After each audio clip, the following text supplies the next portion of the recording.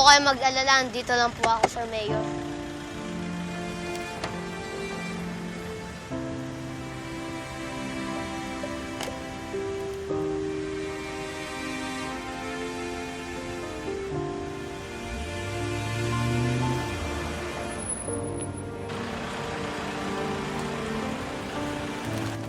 I am really glad that you're back for good, anak. I-groom na talaga kita na next mayor ng Corazon, ha? Yan naman talaga ang plano ko sa'yo eh. Bago kayo nag-migrate ni Minerva sa New York. Yeah. Diba? Oh, kamusta na nga pala yung ex-wife mo? Pwede ba? Huwag natin siya pag-usapan, ma. Lalong-lalo na sa harapan ni Joril. Hindi pa niya tanggap na hiwalay na kami mag-asawa. Okay. I got this for you. Nahanap ko siya. Remember? Yes. Thank you, thank you, thank you. Thank you. Joril, anak. Oh, look at you. 8 months lang tayo hindi nakita. Binatang-binata ka na. Give your dad a hug.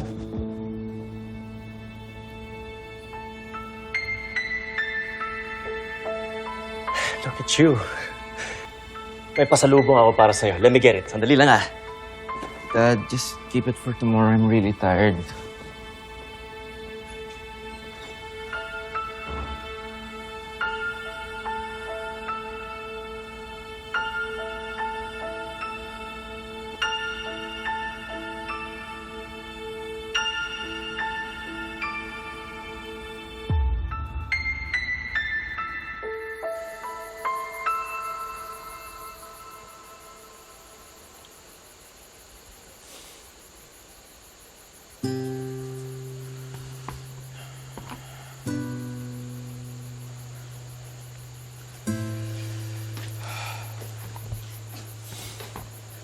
Oh, mahal.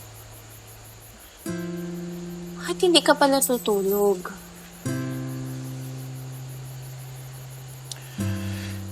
Hindi ako inaantok eh. Iniisip ko mga anak natin. At kung paano natin sila bibigyan ng magandang kinabukasan. Mahal, paano naman natin gagawin yun? Pahirap na pahirap ang buhay. Tapos sobrang stress pa natin. Dapat pa ba natin problemahin ang problema ng lugar natin? Mahal, mahalaga na makibahagi tayo sa ikauunlad ng barangay natin.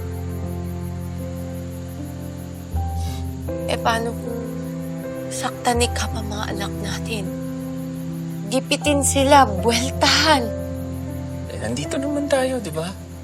At kahit anong mangyari, hindi natin sila pababayaan. Kilala mo itong mga anak natin.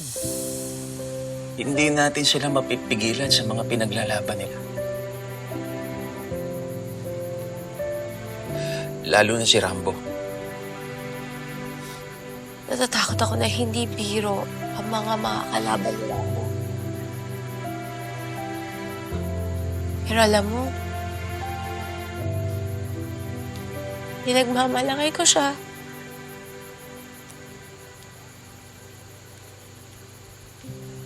Alam mo, mahal ako rin eh.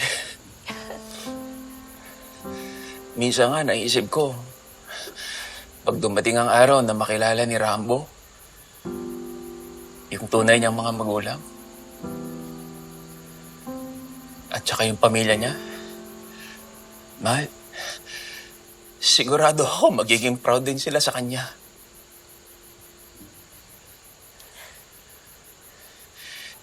Kasi maayos pagpapalaki natin kay Rambo eh. May tapang at may paninindigan sa buhay.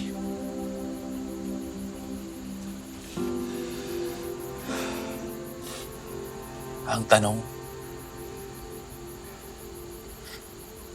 kung dumating ba ang araw na yon,